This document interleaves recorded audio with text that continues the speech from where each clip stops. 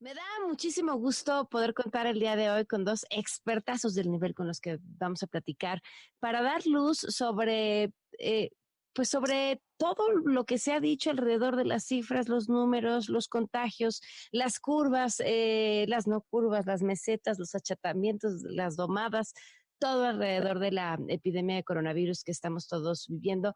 Le agradezco muchísimo al doctor en Ciencias Matemáticas, Arturo Erderly, que nos acompañe hoy. ¿Cómo estás? Gracias por acompañarnos. ¿Qué tal, Pamela? Muchas gracias por la invitación.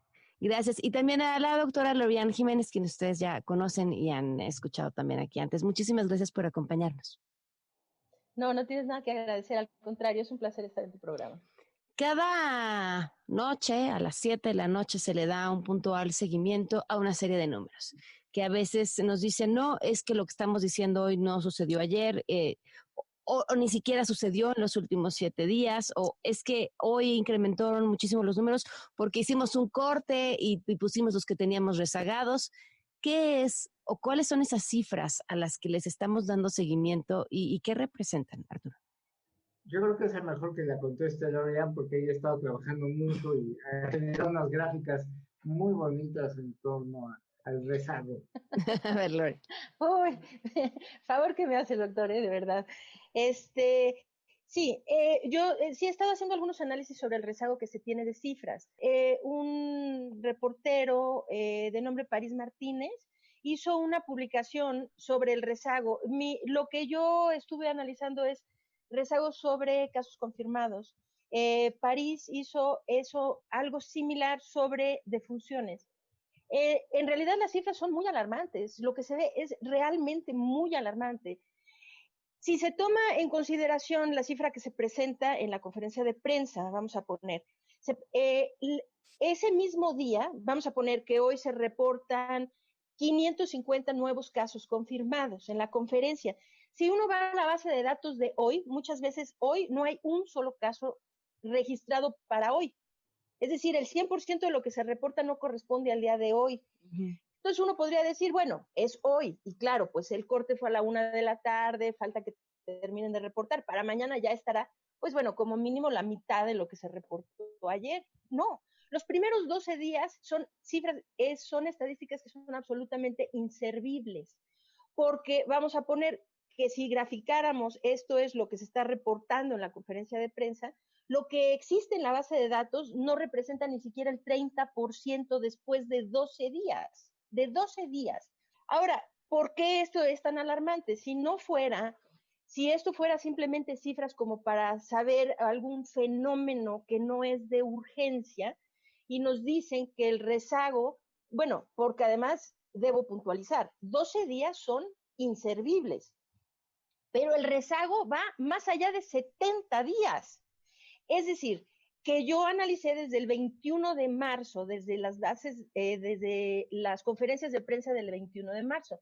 Desde esa fecha que analicé, 21 de marzo, a esa fecha todavía se le agregaron datos en junio. Entonces son más de 70 días después. Entonces, bueno, claro, lo que se le agrega a fechas ya más antiguas es poquito lo que se le va agregando, ¿no? Y pasa algo que es, pues, realmente es muy difícil de comprender, porque igual suben que bajan. O sea, quitamos ahí a unos, ¿no? O sea, es un poco difícil, pero bueno, la situación es que sí es apremiante y es muy preocupante porque estamos en una situación de emergencia en donde no podemos estar supeditados a la burocracia o a ver cuándo tienen a bien hacer los reportes. Esto es apremiante porque estas cifras necesitan ser utilizadas para dictar las políticas de salud pública que sean conducentes a salvar vidas. Pero si yo no sé lo que está pasando, si hoy yo no sé lo que está pasando, lo que pasó, ni siquiera lo que pasó hace medio mes o hace un mes, pues ¿cómo puedo tomar hoy las decisiones si tengo las cifras de hace más de un mes? Es realmente, pues raya en lo absurdo, ¿no? O sea, que se permita que esto siga y no se corrija.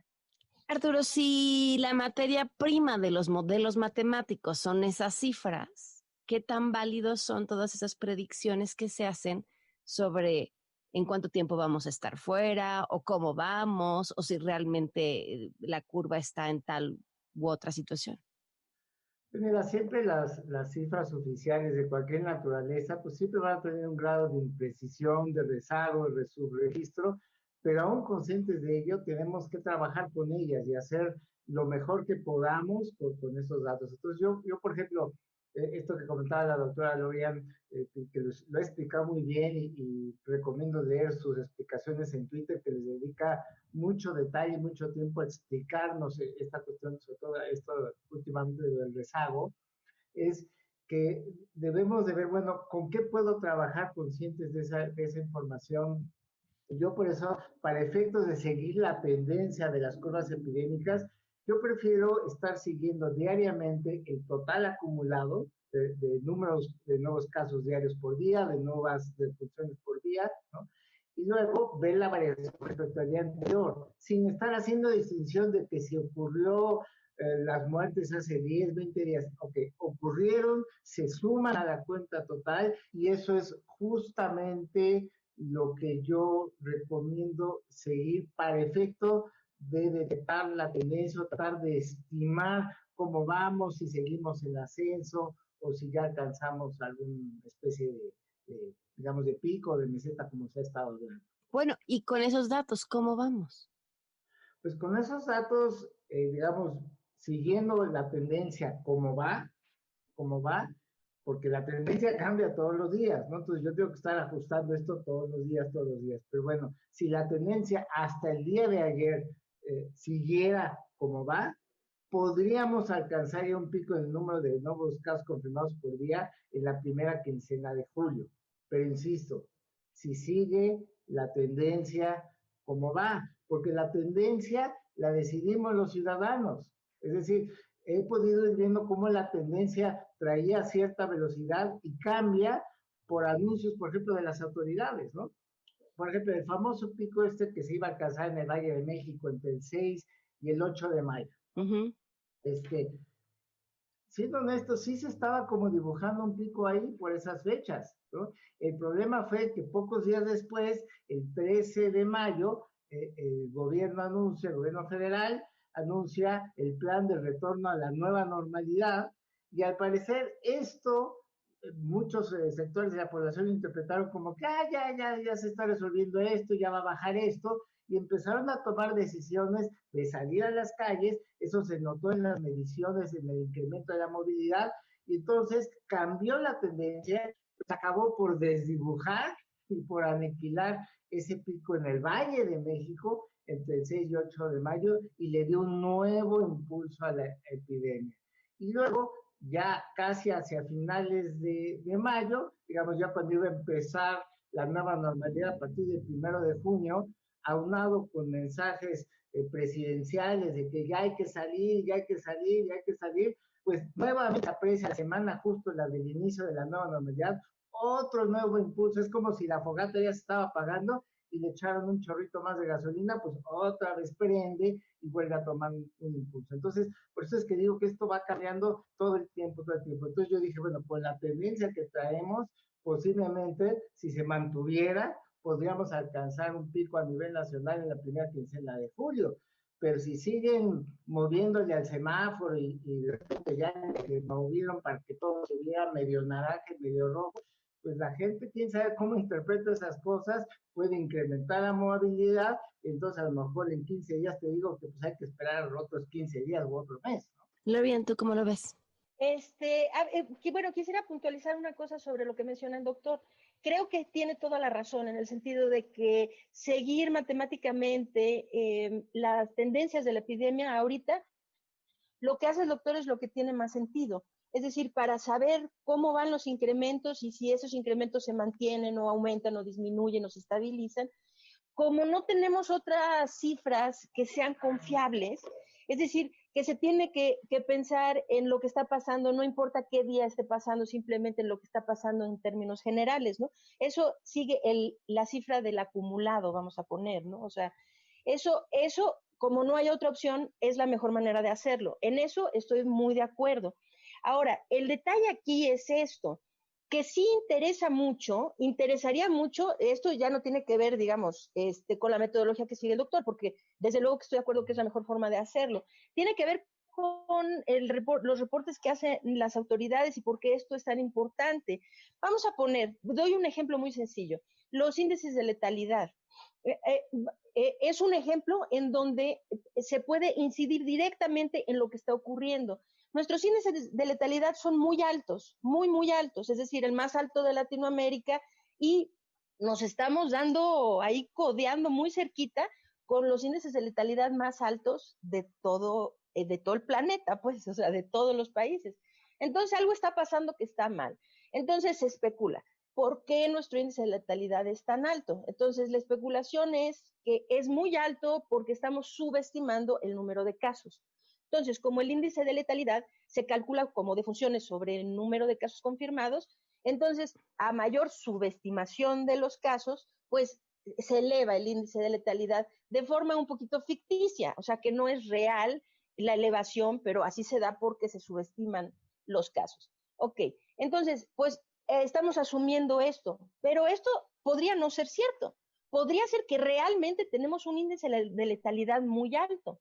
Y de hecho, por la forma como se están haciendo las cosas, es plausible suponer que tenemos un índice de letalidad alto. Y ahora voy a explicar por qué. En lugares como Corea del Sur, como Taiwán, como Vietnam, como Japón, por ejemplo, como tienen en Nueva Zelanda pasó lo mismo, tienen un seguimiento de casos y contactos muy cercano, es decir, que siguen a todos y cada uno de los casos. Esto les permite generar como un círculo virtuoso, en donde seguir a los casos tiene una doble función. Una es poderlos aislar para removerlos de la comunidad que sigue expandiendo el virus, ¿no? Esparciendo el virus en la comunidad. Pero además de esto, tiene una virtud muy grande, que es que a esos casos se les puede dar tratamiento temprano, es decir, tratamiento preventivo. Lo que hemos visto ahora es que el virus comienza a afectar la oxigenación sanguínea vía afectación de los alvéolos pulmonares de manera muy temprana, incluso cuando la gente no tiene sintomatología. La persona se siente bien, se le toma una oximetría y se ve que su saturación de oxígeno en sangre es muy baja, o sea, ridículamente baja, preocupantemente baja. Si una persona asintomática se le detecta esto de forma temprana, lo que se está haciendo es darles un tratamiento muy sencillo con dosis bajas de anticoagulantes, de antiinflamatorios, con muchísimo éxito. Entonces, ¿qué quiero decir con esto? Sería importantísimo sí saber hoy cuál es la cifra de hoy. Por ejemplo, en Nueva York, el estándar que ellos tienen es el rezago máximo es de 72 horas. O sea, ellos que seguramente a través del tiempo vuelven a ajustar alguna cifra aquí y allá porque algún reporte se les fue, qué sé yo. Pero en términos generales ya no hay cambios en sus cifras mayores al 10 o 15% después de 72 horas. Esto sirve muchísimo, porque vamos a decir entonces, si empezamos a ver que el índice de letalidad va subiendo, ¿sí? Pero ese es correspondiente a lo que pasa hoy, entonces necesitaríamos ver por qué está subiendo. ¿No se está dando bien la atención hospitalaria? ¿Ya no hay camas? ¿Nos faltan médicos? ¿Nos falta equipo? ¿La gente está llegando demasiado tarde al hospital? Sí me explico que la cifra no es solamente para decir, o sea, para ponernos una estrellita en la frente y decir, ay, vamos muy bien, o para jalarnos la oreja y decir que mal vamos. La cifra es para que, a ver, aquí hay un foco rojo y ese corresponde a hoy, porque eso tiene que repercutir en la pérdida de vidas. Es decir, que si sabemos que tenemos ese foco rojo, ahora hay que tomar una acción para que eso se detenga, ¿no? Entonces, desde el punto de vista de ver cómo va evolucionando la pandemia en nuestro país en términos generales, pues contar con las cifras así más o menos está mal, ¿no? Desde Claro. luego que está mal, pero se puede hacer una estimación más o menos haciendo buena matemática como la que hace el doctor, ¿no? Pero lo que no se puede es tomar decisiones que finalmente incidan en salvar vidas. Ahora, Arturo, cuando hacemos o tratamos de hacer las comparaciones de cómo vamos con otros países sin estos conocimientos matemáticos, por supuesto, que tú tienes, y tomando en cuenta que además cada país tiene circunstancias distintas, pero además cada país ha desarrollado número de pruebas en relación a su número de habitantes completamente distintas, porque sí han sido sus políticas. ¿Podemos compararnos y medirnos para entender qué país ha tomado las mejores decisiones? Yo siempre recomiendo mucha cautela en andar haciendo comparaciones con otros países porque pues son distintas realidades, distintos tamaños de población y aún entre países que pudieran ser más o menos comparables, hay que ver en qué momento de la epidemia están, ¿no? Por ejemplo, yo nunca he estado de acuerdo con las comparaciones que estuvo haciendo el presidente de la República respecto a la mortalidad que se ha observado hasta el momento en la epidemia en México con respecto a la mortalidad que se ha observado en países de Europa, cuando la epidemia en Europa pues ya va de salida, entonces digamos, la gran cantidad de defunciones que han tenido allá pues ya son las que son, y ya, en cambio, las defunciones en México todavía tienen mucho desafortunadamente todavía para crecer, porque todavía ni siquiera tenemos claro que hayamos llegado a un pico. Entonces, estar comparando, por ejemplo, la mortalidad de México con la de países europeos, ya no digamos por las diferencias que hay con esos países en cuanto a sus sistemas de salud y demás, sino simplemente porque Europa ya va de salida y nosotros todavía estamos en ascenso. Entonces, esa comparación a mí me pareció engañosa. Me parecería más sensato, si acaso queremos hacer algún tipo de comparación, pues por lo menos con países de la región que estén más o menos en el mismo momento de la epidemia. Si han estado hablando de la región, por ejemplo, de las Américas en general, ok, bueno, y comparémonos con países pues con los que somos más comparables, no con Estados Unidos o con Canadá, sino con hermanos de Latinoamérica. Entonces ahí sí, más o menos empezaron las epidemias en Latinoamérica al mismo tiempo, somos más o menos comparables con países de Latinoamérica, y ahí sí, vamos a ver cómo andamos en pruebas, digamos, en miles de pruebas por millón de habitantes y en defunciones por millón de habitantes. Y ahí te puedo decir que, bueno, no voy a hablar de todos los países de Latinoamérica, pero si escojo algunos más o menos representativos, como podrían ser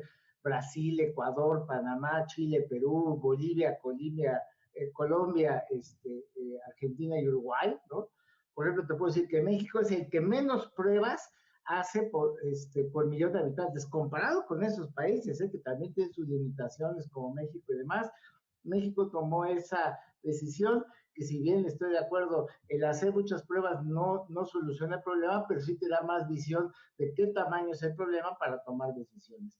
Pero a la hora que vemos las defunciones por millón de habitantes comparados con esos países de Latinoamérica, pues México, a nivel de mortalidad, no a nivel de letalidad, porque ya explicó la doctora Lorian por qué puede ser atacable o justificable que nuestra letalidad sea tan alta, entendiendo y recordando que letalidad es número de defunciones COVID entre casos confirmados. Como hacemos pocas pruebas, tenemos pocos casos confirmados y eso nos da una tasa de letalidad más alta. Pero si hablamos de tasa de mortalidad, es decir, de funciones por COVID en proporción a la población de cada país, que bueno, esa población, ese dato si lo conocemos, bueno, pues México no te diré que es el peor, pero no es el mejor definitivamente. Es decir, tenemos países, por ejemplo, como Bolivia. Bolivia está haciendo también muy poquitas pruebas por millón de habitantes, muy parecido a México, y tiene menos de la mitad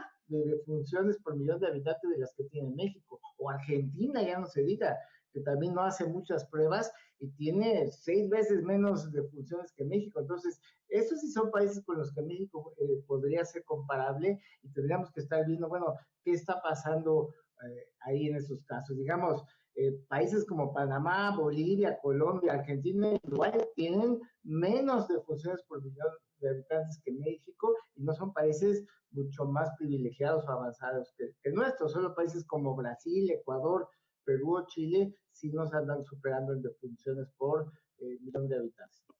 Pensando que el pronóstico de Arturo es a principios de julio, poder alcanzar un pico, entendiendo también este contexto de un discurso que está hablando de regresar, de volver, de acostumbrarnos a la pandemia. ¿Cuál es tu pronóstico que ves que pueda pasar? En relación a cuándo esto va a disminuir, a ver, creo que existe un misconcepto de que esto de alguna manera, tarde o temprano, porque el tiempo pasa, va a empezar a disminuir. Se necesita hacer una intervención.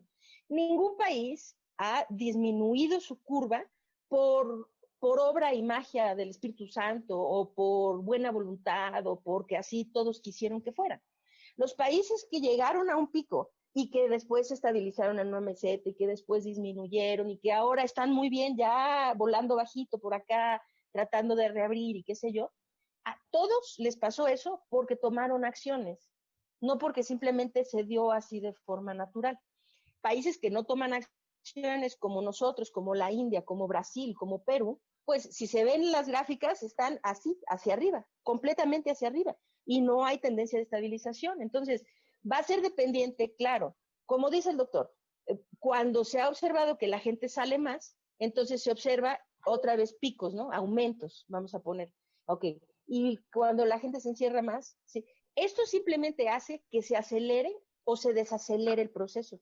Pero la mitigación, que es lo que estamos haciendo cuando nos encerramos, cuando salimos a la calle con cubrebocas, cuando nos lavamos las manos, cuando no nos tocamos la cara, esas son medidas de mitigación. La mitigación lo que hace es desacelerar el ritmo de la propagación de los contagios, pero no eliminarlos. Para eliminarlos se necesitan tomar acciones de contención, es decir, en la comunidad ir rastrear los casos, aislarlos y a sus contactos, etcétera, etcétera. Se quiere darle muchas vueltas, se le quiso dar vueltas desde el primer momento. No necesitamos hacer pruebas, las pruebas no sirven para nada. A los 350 contagios, el doctor López-Gatell tiró la toalla y dijo, no, ya no vamos a seguir los contactos porque ya es muy difícil hacerlo, entonces vámonos a Centinela, ¿no? Entonces, pues sí, ok, bueno, se hizo todo eso y el resultado son los 18,000 muertos que tenemos ya acumulados, más los que sigan en los siguientes meses, ¿no? Entonces, pues sí, esto se va a acelerar o desacelerar en la medida que la gente haga mejores acciones o tome mayores o peores medidas de mitigación. Pero esto no se va a acabar por obra y simplemente porque sí, se tiene que tomar medidas de contención. Y la razón por la que yo me desespero mucho, en realidad me desespera mucho ver que no se esté haciendo algo, porque el tiempo se nos está terminando, el tiempo se está acabando, la gente se está muriendo mucha gente, pero espérenme tantito, en octubre viene la temporada de influenza. Si esto no se ha puesto, si esto no se ha controlado de aquí a que entre la influenza, ahorita estamos llorando por esta cantidad de muertos. Dejen que entre la temporada de influenza y van a ver cuánta gente se va a morir más.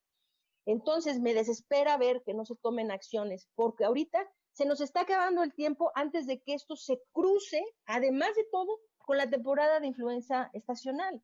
Y eso, pues sí va a ser, en mi opinión, creo que pinta un panorama catastrófico que no se, ya es muy grave, ya es terriblemente grave, pero pinta un panorama realmente catastrófico si esto no se controla antes de que se cruce con la influenza, con la temporada de influenza. Muchas gracias. Lorian, algo que sea importante agregar. Bueno, creo que hay algo que es importante agregar.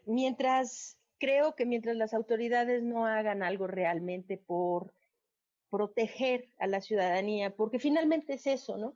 Cuando si ellos pudieran instituir programas para realmente detectar los casos, para seguir a sus contactos, para aislarlos, para darles atención oportuna, todo esto, ¿no?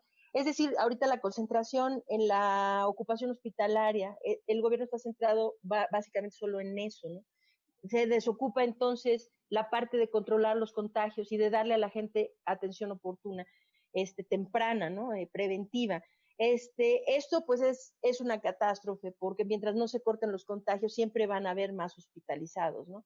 Pero mientras tarde o temprano las autoridades van a tener que hacer algo, al menos que estén dispuestos a sentarse y dejar morir a 100,000 personas, ¿no? O sea, sí, yo creo que es muy importante hacer llamados a la ciudadanía. La gente tiene que estar consciente que debe cuidarse y debe cuidarse no solo a sí misma, sino a la gente en su entorno. Aquí la situación es no se contagien y no contagien a los demás. Lo que es más importante es que todos asúmanse COVID positivos, todos, así, su mamá, sus hijos, los niños pequeños, asuman que todo mundo es COVID positivo. No sabemos quién es positivo y quién no, porque no tenemos disponibilidad de pruebas. Entonces, asumiendo eso, ahora, ¿cómo se van a portar? Se necesitan portar, si salen de sus casas, necesitan por fuerza usar un cubrebocas, particularmente en los sitios cerrados. Preocupa mucho que uno de los sitios que van a abrir ahora en el semáforo naranja, ¿no? son, por ejemplo, las iglesias o los sitios de culto, ¿no?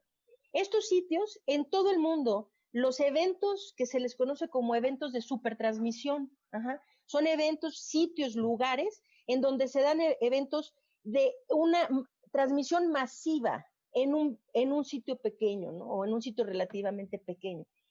A ver, ojo la ciudadanía, cualquier sitio en donde ustedes estén y la gente esté sentada o inmóvil o estática durante un periodo de tiempo mayor a 10 minutos, esto puede ser el transporte público, una sala de espera, una iglesia, es decir, cualquier lugar en donde, un cine, por ejemplo, ¿no? O sea, un teatro, un cine, qué sé yo, que no sea al aire libre, particularmente si la ventilación, si no hay buena ventilación.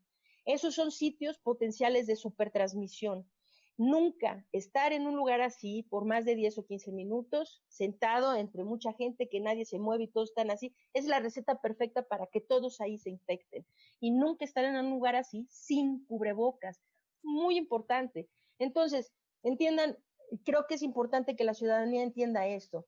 Hay unos que no se ponen el cubrebocas porque no, yo soy muy macho y yo no me infecto, ¿no? O sea, yo no me voy a infectar y eso. No es por usted, señor. A lo mejor usted es muy, muy bravo y usted piensa que no se va a infectar, pero ponerse un cubreboca también es una seña de generosidad, ¿me explico? También es una seña porque está diciendo, yo me asumo infectado y por lo tanto me pongo el cubrebocas para protegerlos a todos ustedes. Entonces, es una muestra de respeto y de generosidad, de respeto hacia los demás para no infectarlos. Entonces, mientras no se haga otra cosa, la única alternativa que tenemos es, si pueden quedarse en casa, quédense. Si tienen que salir, salgan siempre con el cubrebocas y no descuiden el asunto de la higiene y demás. Aquí el asunto es no se infecten y no infecten a los demás.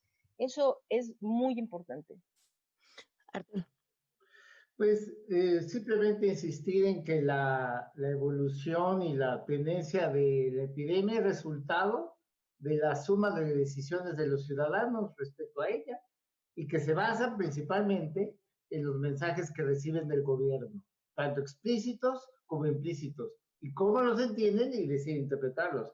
A mí me ha parecido valioso ver a políticos, líderes en otros países que usan cubrebocas todo el tiempo. A lo mejor ellos no lo necesitan, pero dan un muy buen mensaje. Me gusta ver a la jefe de gobierno de la Ciudad de México que use cubrebocas porque está poniendo un ejemplo. Yo creo que eso es algo que ha faltado y a eso se refiere la Organización Mundial de la Salud cuando dice que las autoridades no deben enviar mensajes confusos. Entonces, por un lado, tenemos una jefe de gobierno que la vemos usando el cubrebocas, que da ese mensaje de lo importante, aunque ella no lo necesita, a lo mejor ella está bien aislada, pero está dando un mensaje, la gente lo está viendo. Pero los mexicanos no vemos a nuestro presidente con cubrebocas, no vemos a nuestro secretario ni a nuestro subsecretario de salud con cubrebocas, pudiéndolo hacer aunque no lo necesiten, pero dan un ejemplo, dan un mensaje muy importante, porque sí sirve, ya lo he explicado, por ejemplo, el doctor Alejandro Macías en muchas ocasiones, acaba de salir un estudio de nuestro Mario Molina. Mario Molina, o sea, no hay duda de eso, apoyemos y las autoridades pues pueden dar y reforzar muy bien ese mensaje y usar un cubrebocas. Creo que es lo mejor y es lo que se ha visto que ha funcionado en otros países. Pues les agradezco muchísimo a los dos. Ya la paro aquí porque si no yo me quedo con ustedes 5 horas platicando y supongo tendrán muchísimas cosas que hacer. Muchísimas gracias a los dos por habernos acompañado.